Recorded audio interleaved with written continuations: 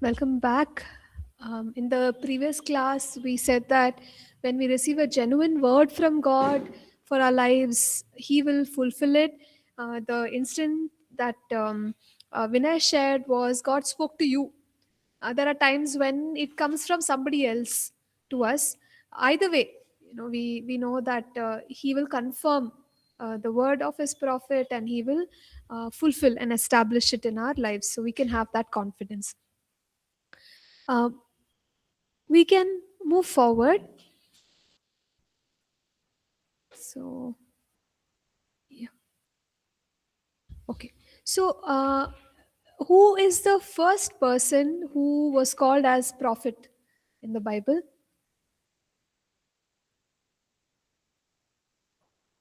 Okay, Noah is a guess.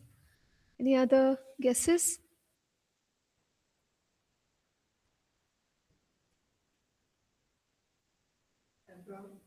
Abraham. Okay, why?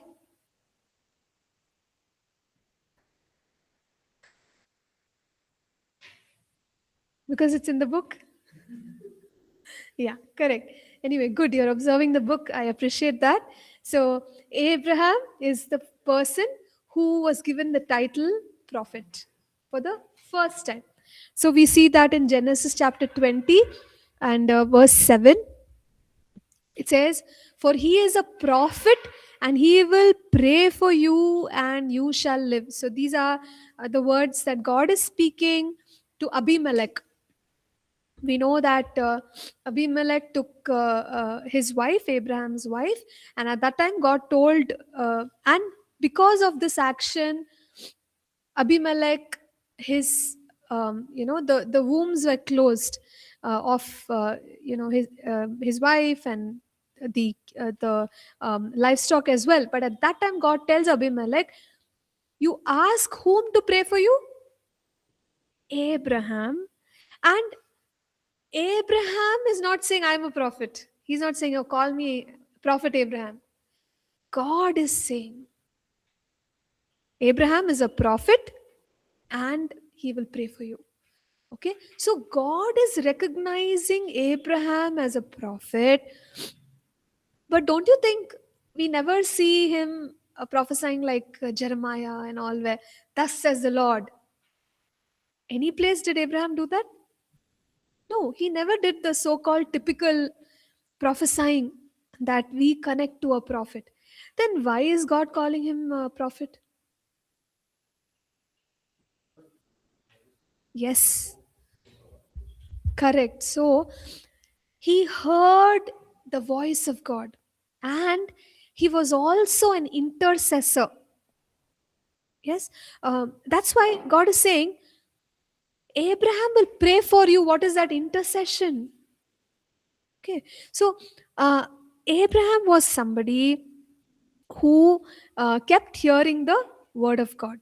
So, how do you think he came out of his community and then he started moving in the direction that God had for him? The promise of God for Isaac and the future descendants. He was hearing from God, and God encountered him, a man who heard the voice of God, and God is calling him a prophet. Okay, and we see in Genesis 18, verse 17, God says, "Shall I hide anything from Abraham what I am doing?" That tells us that God was communing with Abraham, and even Abraham was communing with God. And we know that he is given the title of friend of God. Okay, so the relationship between God and Abraham was so good that there was a lot of interaction and communication. So God is calling him a prophet. Even when it came to the time when Sodom and Gomorrah, God wanted to destroy. Genesis 18. He says, "How can I hide this from my friend? I have to talk to Abraham." And God reveals the judgment over Sodom and Gomorrah to Abraham. But at that time, what does Abraham do? He says, "Okay, God, go and destroy Sodom and Gomorrah." Does he say that? No, he starts to intercede. He says, "If there are so many righteous people, Lord, will you spare the land? If there are so many righteous people." So it is Abraham's intercession for Sodom and Gomorrah. And what God actually listens. He says, okay, fine. If there are, then I will not destroy. Okay. So through and through, we see a life of prayer and intercession in Abraham. And God is calling him a prophet. So there is a connection between prayer and prophecy. Okay. So uh, it is very difficult to be a prophet or prophesy if we don't pray. Prayer is very, very important. So that's a great lesson from the life of Abraham. If we want to share a prophetic word, number one, we need to be praying to God. We need to be talking to God. When we are talking, that's when God is going to talk to us, and we receive a word and release the word. Okay. So uh, so it is possible for people to be prayerful and not prophetic, but it is not possible for us to be prophetic without being prayerful. Okay, you got that? Yeah. So we can be prayerful but not prophetic, but we cannot be prophetic without being prayerful. So prayer is the key to flowing in the gift of prophecy and the ministry of prophecy. So Abraham is the first person called as a prophet, and a lesson we learn from him is he had a prayerful life and constant communion with God. So when we look at Moses and Aaron, we know that there came a time when Moses had to go and speak to Pharaoh and tell Pharaoh, tell him what? Let my people go. And Moses was so afraid, and Moses had already become, you could say, uh, sort of he was not trusting himself anymore. So at that time, God told him, Moses, don't worry, I'll send somebody with you. Who is that individual? Aaron. Aaron. So let's quickly see what God spoke. Exodus 4 verses 14 to 16. I am on page number 12. Can somebody read it aloud, please? So the anger of the Lord was kindled against Moses, and he said, Is not Aaron the Levite your brother? I know that he can speak well. And look, he is also coming out to meet you. When he sees you, he will be glad in his heart. Now you shall speak to him and put words in his mouth, and I will be with your mouth and with his mouth, and I will teach you what you shall do. So he shall be your spokesman to the people, and he himself shall be as a mouth for you, and you shall be to him as God. Okay, thank you. So notice Aaron is sent, and God is telling in verse 16, what will Aaron be? He will be a spokesman for you, and he shall be your mouth. So God is working through Aaron, but we have to realize that it is God who is working, God who is speaking. Aaron is a mouthpiece. This is how we understand prophecy. We should not forget that we are spokesmen. So another way is postman. So for our current generation, maybe you don't know what is postman because WhatsApp, Instagram, but our generation, we had postman. Okay, so postman is somebody who takes written letters and delivers it to the address. So when we had to write to our friends and all, there was one letter. We have to write the letter and then send it inland letter, blue color. It was there. Then that they'll take and they'll give it to our friends. When we were in school, even I used to write inland letters. That was the only way that you can speak to somebody who's far away. No email. Okay, I'm not that old, but just tell. So the point is, what will the postman do? Take the letter and give it to my friend. But who is speaking in the letter? I'm speaking. But who gave the letter? Postman. So when we prophesy, who are we? Postman. Okay? That's the understanding. Because Word is coming from God. What is our job? Deliver it in the right way, best way. So many times people will come and say, Sister, you prophesied, it happened. Yeah, we rejoice. Oh, thank God. His word is true. And also, yeah, he used me to deliver the message. But I'm just a postman. Okay, sometimes we take the whole credit. We will like, yeah, I know. So when I prophesy, it will happen. No, no, no. I'm just a delivery girl, delivery boy.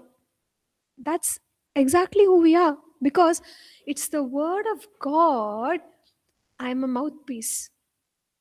Okay, I'm the mouth that shares. So this is how we must understand prophecy, that God spoke through Aaron, but it was God who was speaking, and he told Moses, I'll give you a mouthpiece, Moses, because you feel you can't talk, let Aaron be your mouthpiece. Now there is another instance in Exodus 7 verse 1 where God tells Moses, see, I have made you as God to Pharaoh, and Aaron, your brother, shall be your prophet. Same understanding, mouthpiece, spokesman, postman, delivery, whatever you want to look at it as.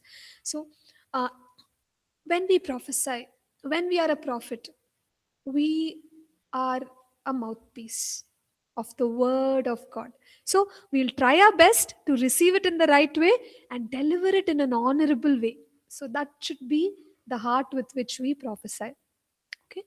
Now, this word prophet, if you look at the Hebrew word for it, it is the word nabi. The word Nabi in the Old Testament is used 309 times. I'm on page 12, if you're wondering where I am, at the bottom of page 12. And it is speaking of being a mouthpiece. Aaron shall be your prophet, Nabi, mouthpiece. So, people who are used by God uh, as prophets in the Old Testament, see, in the Old Testament, again, we'll come to this, you don't have prophesying believer and all, you have only prophet. So God put his Holy Spirit on uh, people who are kings, priests, prophets. So that's why in the Old Testament you have prophets. You don't have everybody prophesying. Specifically, we talk about some prophets. That because that's how God worked. But when we come to the New Testament, and after the Lord Jesus redeemed us, like he went on the cross and all, now Holy Spirit is poured out on all of us. So all of us can prophesy. But in the Old Testament, you only have specific prophets. So this word Nabi, we understood, it's a mouthpiece. Now, these prophets of God, we also notice that they were described using other words. One word is what to describe prophet? Nabi. So the other words are Roe and Hosea. So don't get confused. I'm speaking in Hebrew for some time. So Nabi, Roe, Hosea. In First Chronicles chapter 29, verse 29, you have these Hebrew words that come in that one verse.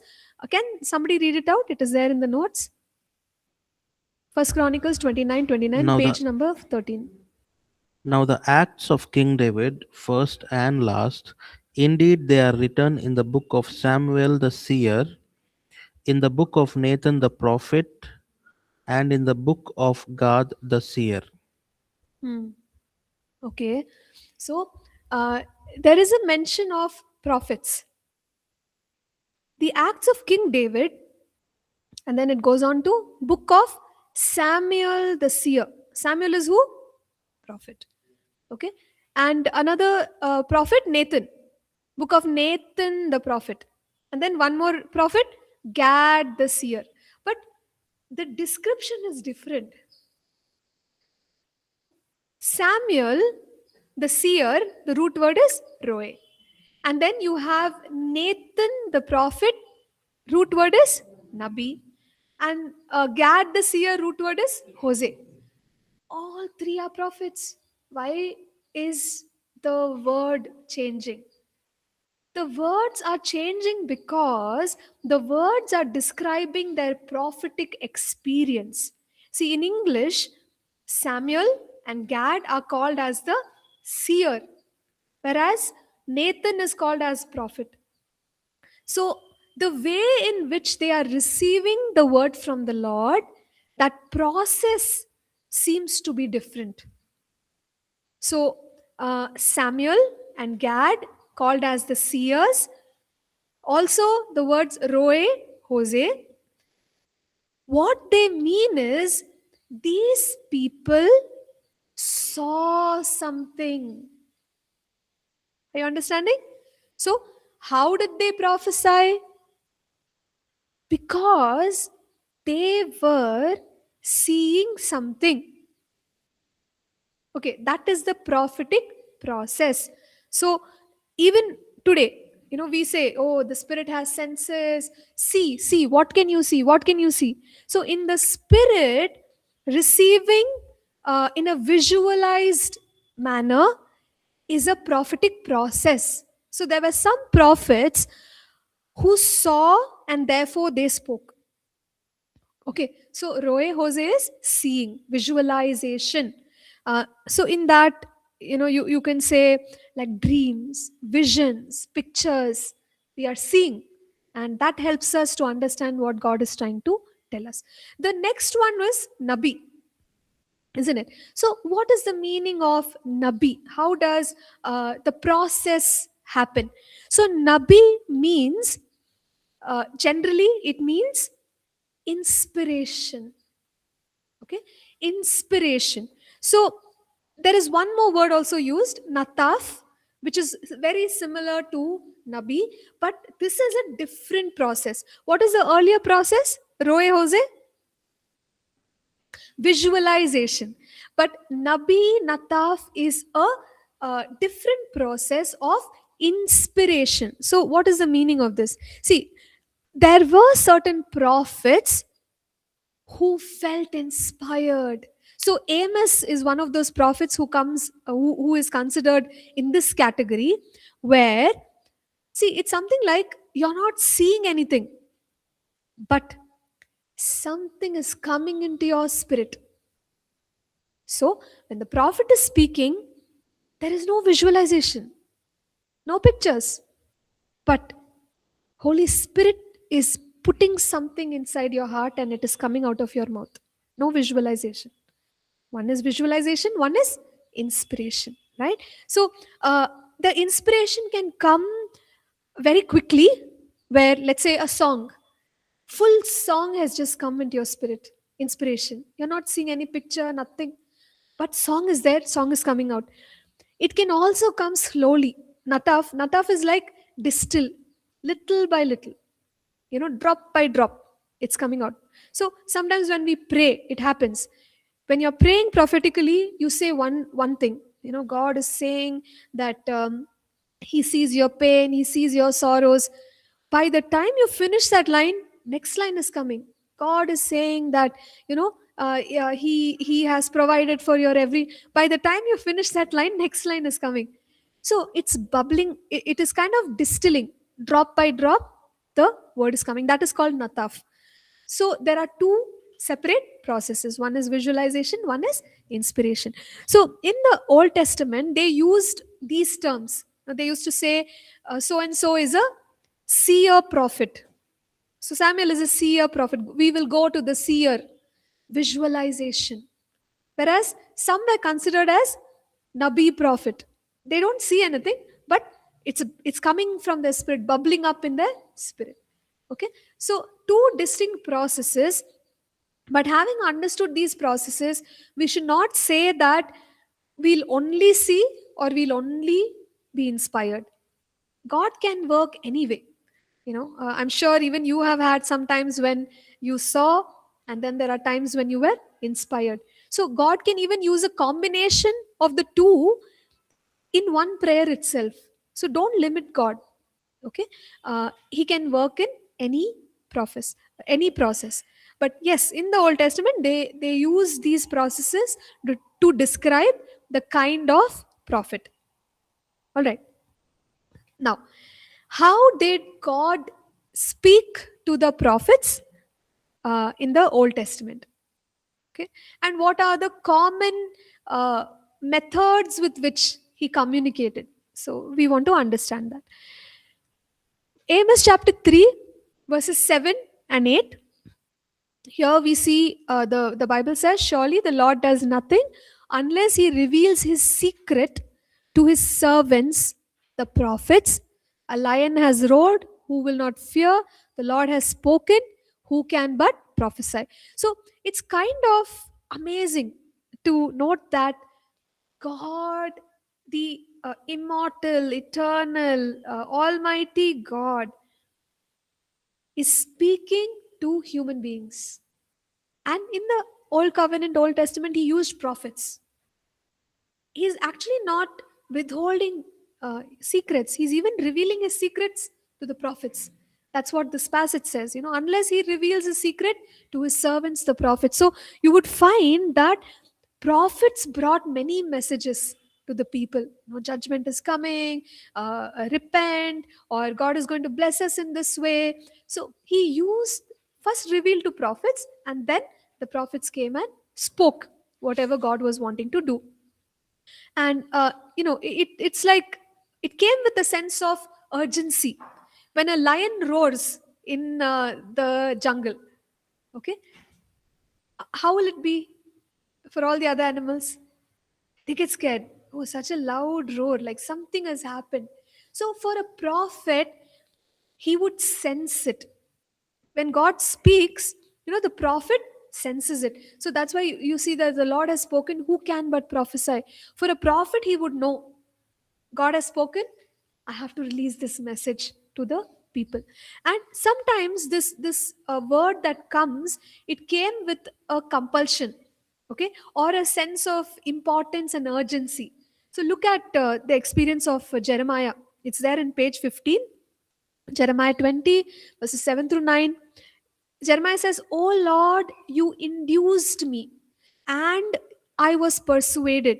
You are stronger than I and have prevailed. I am in derision daily. Everyone mocks me. For when I spoke, I cried, I shouted, violence and plunder, because the word of the Lord was made to me a reproach and a derision daily. Then I said, I will not make mention of him, nor speak any more in his name, but his word was in my heart like a burning fire, shut up in my bones. I was weary of holding it back and I could not." So he's saying, Lord, you induced me. And then he's saying, Lord, I'm speaking alone. I'm speaking your word.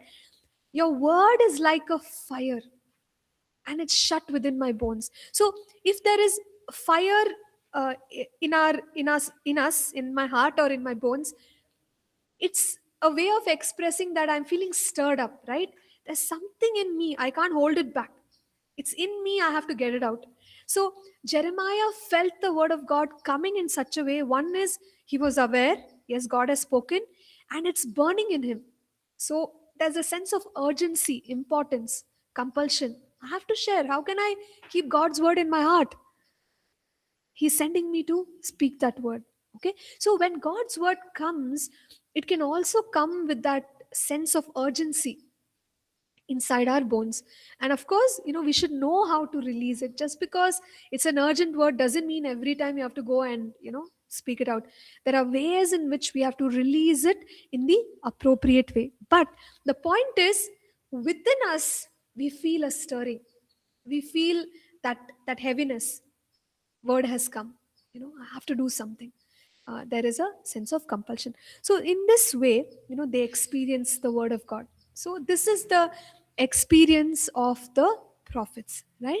So now let's move on. We saw that for a prophet, they were aware that the word came, and it came with a sense of urgency. What are some of the other ways in which God spoke to prophets? Can somebody read from Hosea 12 verse 10? Hosea 12, verse 10. It's there in the notes. Okay, I have hold on campus students. Let's have online students say something. Can one of us from the online batch read it out?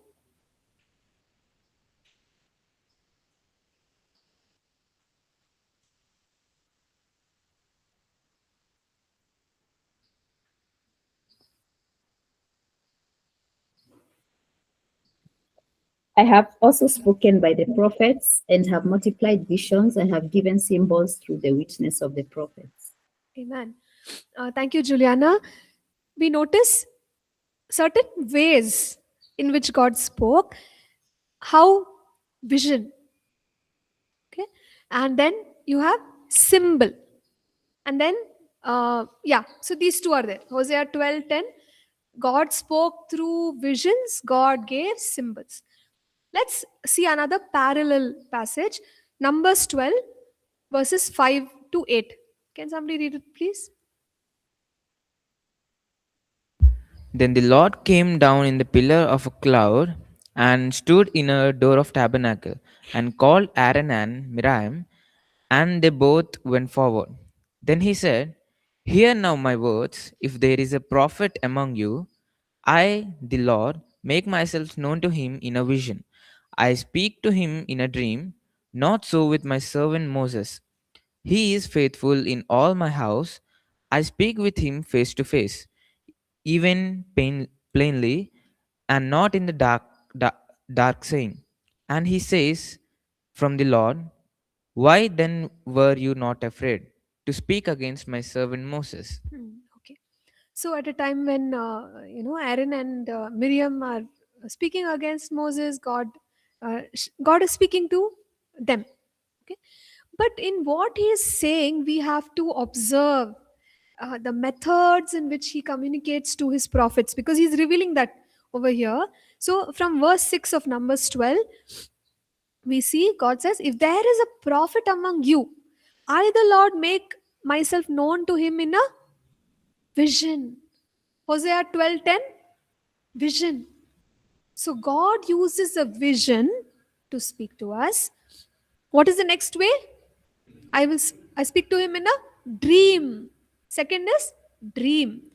And then one more way in which God spoke to Moses, face to face. I mean, we would all love that. Okay, face to face is so much better. But yes, God spoke to Moses face to face. And what is the other thing that is said in this passage? Even plainly, not in dark sayings. Do you remember in Hosea 12:10 we said symbols? Here it says dark sayings. So symbols is equal to dark sayings. We'll understand what that means. So we've got three words now: visions, dreams, and dark sayings. So vision is to be able to see in the spirit. We can see God's communication either as a still image or a motion picture. That is a vision, right? But vision is also the ability to see into the spiritual realm. Both of this is vision. Dream is, we generally call it a vision of the night. You can still see in the spirit, but it is happening when you're sleeping. So sometimes people even call it shut eye vision. That is nothing but a dream. Visions, dreams. And remember, we said symbols, dark sayings. What is the meaning of that?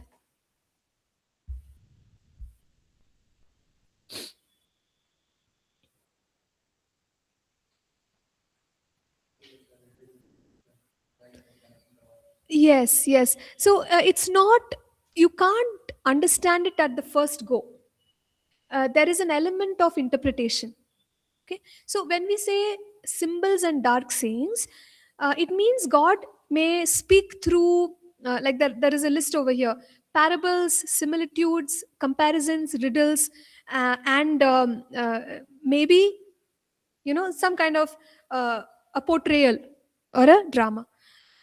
So God gives us symbols which need interpretation to understand. So for example, you may see in a vision, you're praying for somebody, a seed is sown in the ground, then a tree comes up and the tree becomes large, and it's giving shelter to to animals, food to birds, and there is a nice river running by. Okay.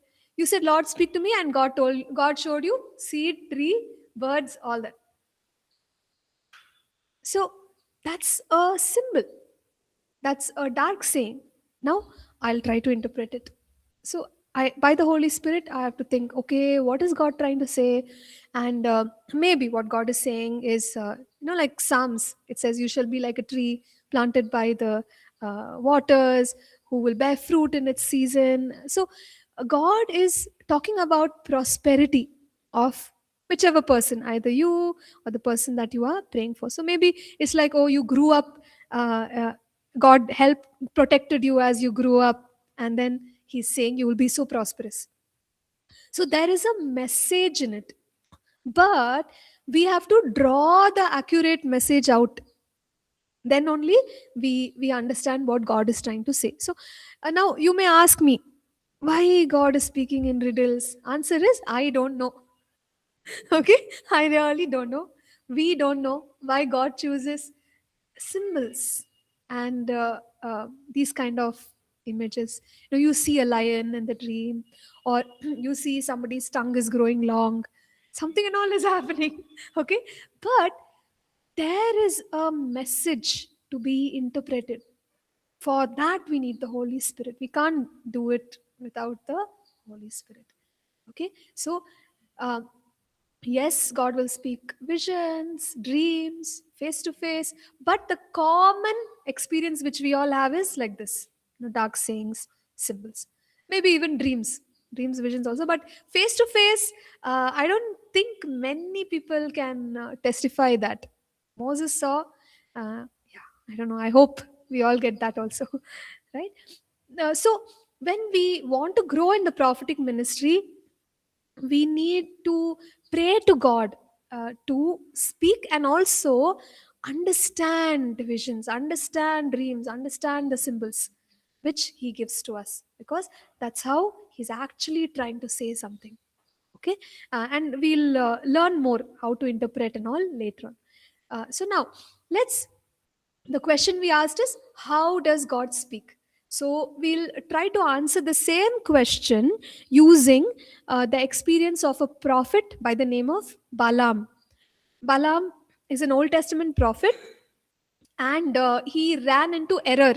So his example is used in the New Testament to tell how not to be a prophet. Okay, because he made a mistake. He was a greedy prophet. He wanted money, and he was ready to prophesy for money.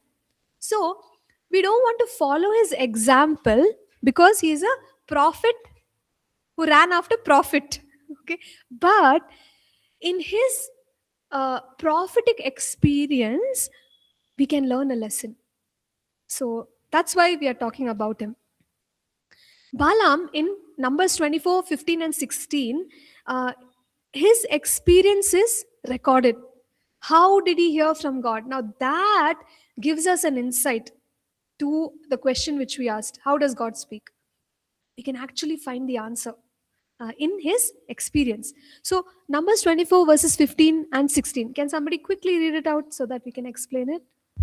So he took up his oracle and said, the utterance of Balaam, the son of Beor, and the utterance of the man whose eyes are open, the utterance of him who hears the word of God, and has the knowledge of the Most High, who sees the vision of Almighty, who falls down with eyes wide open. Amen.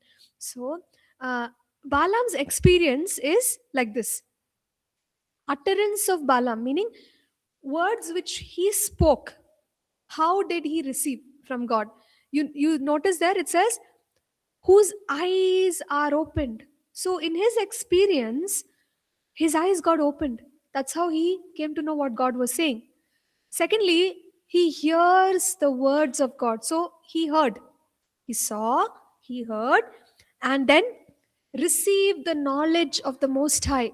So he got something in his spirit, received the knowledge of the Lord, and then sees visions of the Almighty, falls down with eyes wide open. This thing of falling down with your eyes wide open is a picture of trance, when your body becomes weak and in that time when God is actually ministering to the spirit man, it's the trance. So he had these kind of experiences, and in this way he received the word of the Lord. So God can also speak in these ways, and that's how the Old Testament prophets received communication from the Lord. So his eyes were opened.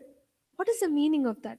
The meaning of that is his eyes were open to see the spiritual realm.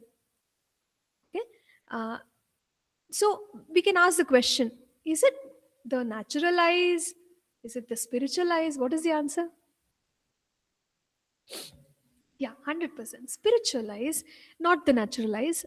But there are times when God can also work through the natural eyes. Okay, so like in 2 Kings 6, there is an incident where people are coming against, I always confuse Elisha. Okay, they come against Elisha, and at that time Gehazi gets very scared, and he tells Elisha, "Oh, look, the armies are people are going to come against us." So when uh, Elisha hears this, he prays for Gehazi. He prays for him, and the prayer which he makes is, um, Lord, I pray, open his eyes that he may see. So opposition is coming, but the prayer is to open his eyes. And then Gehazi tells him, okay, now you go. Now you go and see. So Elisha tells Gehazi, you go and see. So when Gehazi sees, what does he observe? Yes, mountain was full of horses and chariots of fire all around Elisha. Just when they were feeling alone, that's the natural reality.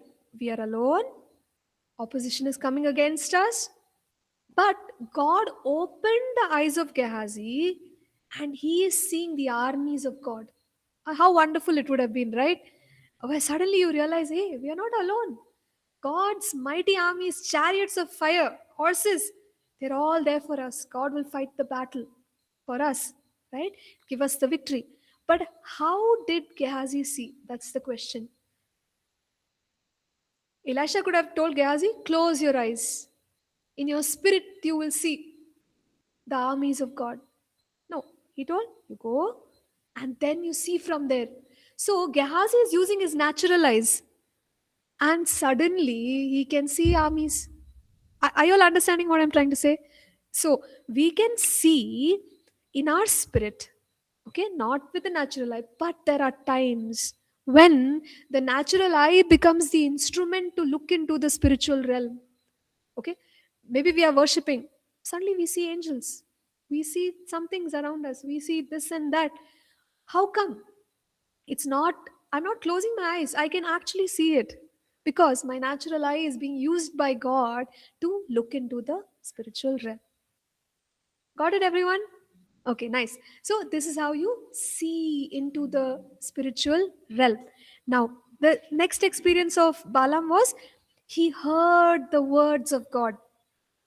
So this refers to the spiritual sense of hearing, where we receive the voice of God. So, can you tell me one person who heard God's voice in the Bible, like audible? Okay, any Elijah. guesses? Elijah. Okay, classic example. He heard A- God is calling him. Abraham. Abraham. Okay, so Young Samuel. yeah, Samuel is the, so Samuel is saying Samuel, and that is the Yes. classic example where uh, in the night he can hear Samuel. Okay, God is calling Samuel. How would it be if God called your name and you can hear it loud and clear? Audible voice of God can be heard. Okay, and when we examine this situation, when Samuel is hearing the voice of God, he goes to Eli. This whole passage is in 1 Samuel chapter 3. He goes and he says, did you call me? Eli is confused. No, I didn't call you. Samuel goes back. Again, Samuel. Goes to Eli. Did you call me? No, I didn't call you. Goes back. Right? Again, Samuel. So, but by then, Eli tells him, look, if you hear this voice again, then you say, okay, God, your servant hears. So, Eli, as a prophet, understood that God is helping Samuel hear the voice of God because that's very important for a prophet. Okay, so that process is happening in Samuel's life. Eli, who knew how to hear the voice of God, recognized, hey, wait a minute, God is speaking to you, Samuel. So if you hear this voice, God is actually speaking to you. And notice in this situation, when God speaks, the whole earth should hear, isn't it? Because his voice is so big. But usually, God will direct it to one person. I don't know how far Eli and Samuel were that night, but Eli never heard it. Only Samuel heard it.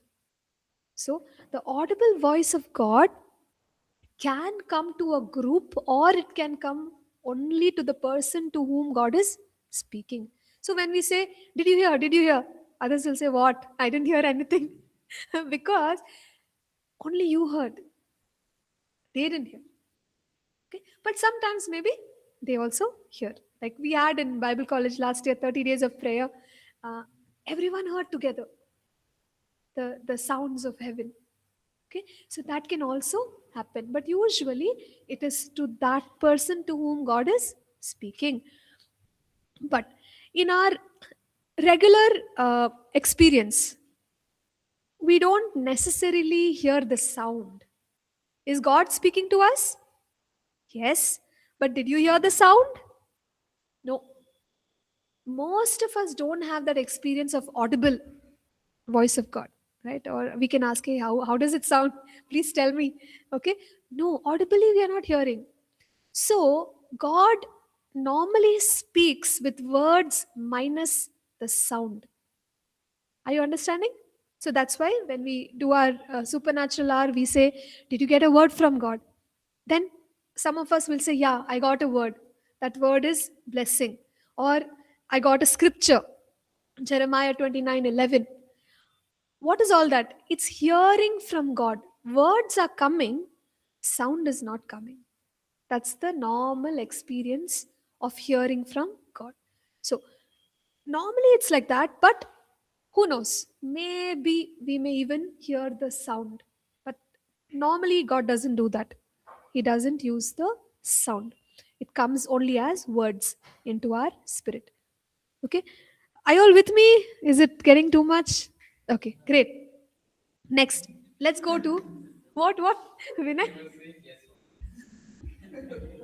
Okay, no problem. Even if it's getting too much, I'll continue. 7 minutes are left. So the next way is Balaam says, receive the knowledge of the Lord. What is the meaning of that?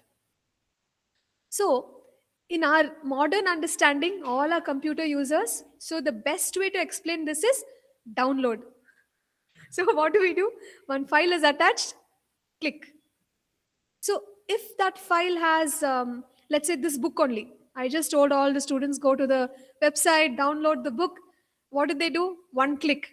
Full, how many pages? 272 pages. It came into their device. So, receiving the knowledge of the Lord is download.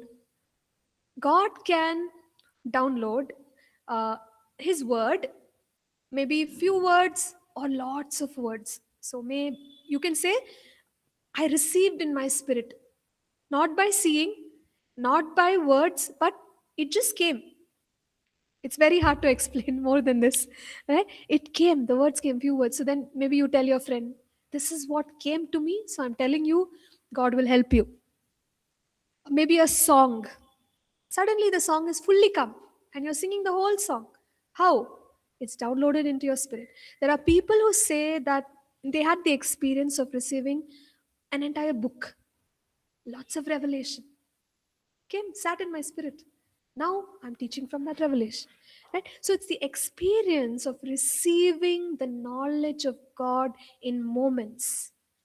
Balaam had that experience. Okay, so yeah, so I think we'll stop here. so that you can go back and read through everything and then come. So that will be much better. Okay. What are 3 ways in which Balaam heard from God or received God's word? Yes, he saw in the spiritual realm. Second is heard God. Third is received the knowledge of God. This was the experience.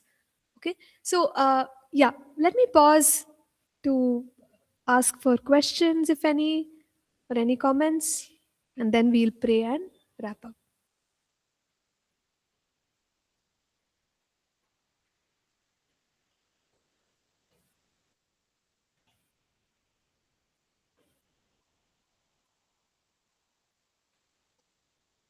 Ma'am, sorry, Uh, I'll just go to the class once again, then I'll come back. yes, I no might have, problem. yeah, sure. Sorry. Yeah. No, no worries. Yeah, thank you so much, Brother Sriraj. Yes, Sukesh. Audible voice? I don't think so. I've never heard the audible voice. Anybody here? Have you? No. Yeah. Uh, Normally, people don't share that they heard. So, fine. But anyway, we are still getting the communication right. Audible voice or no audible voice. Fine. So, with this, let us close. Today, what and all did we learn? Yeah, what is the meaning of prophetic ministry? Second, we understood that the meaning of prophet. So, who was the first prophet and how God communicated to prophets? There are 2 reception modes: visual and the other one were inspiration. And then we learned about how the prophet is aware when God speaks. Sometimes there is a sense of urgency connected to that word. And then we saw how to hear from God from Balaam's experiences, and we saw the 3 ways in which he heard from God. Fine. So please go back, read, and read further also. Next chapter, maybe, and then we'll meet again in the next week. Oh, next week is CLC. Yeah, correct. So we're not meeting next week. Next week, we will be in the Christian Leaders Conference.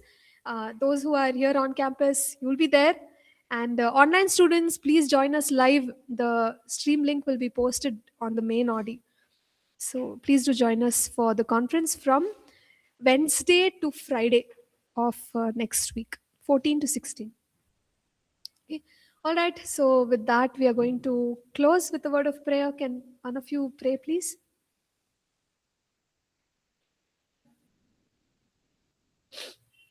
Yeah. Oh, Our dear precious Heavenly Father, Lord, I thank for this class, Abba Father, Lord, to understand your prophetic ministry, Abba Father, Lord. Lord, we may not have the grace, Abba Father, but you give us the prophecy gift, Abba Father, Lord, so that we can listen from you, Abba Father, Lord. Lord, whatever we are learning from the book, Lord, we have to apply into our lives, Abba Father, Lord. Thanks for this great time. I submit the further time into your hand. In Jesus' precious name I pray and ask. Amen. amen. Amen. Amen. Thank you, Sukesh. Thank you, everyone. Thank you, ma'am. See you. Have a good week. Thank you. Bye for now.